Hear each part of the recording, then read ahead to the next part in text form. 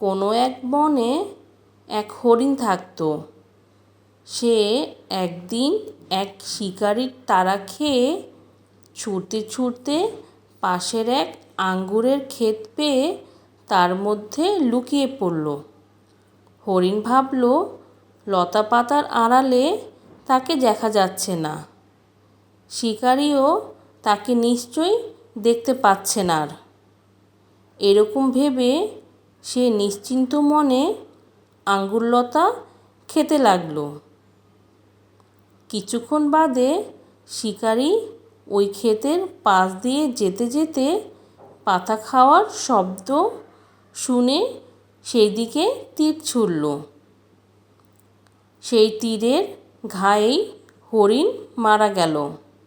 মারা যাওয়ার সময় হরিণ আফসোস করে বলল, যারা আমায় আশ্রয় দিয়েছিল, লুকিয়ে রেখেছিল, আমি কি না এমনই অকৃতজ্ঞ যে তাদের ক্ষতি করতে শুরু করেছিলাম। আর তাই তো হাতে হাতেই প্রতিফল পেয়ে গেলাম। গল্পের নীতিকথা: আশ্রয়দাতার অপকার করতে গেলে নিজেরই ক্ষতি হয়।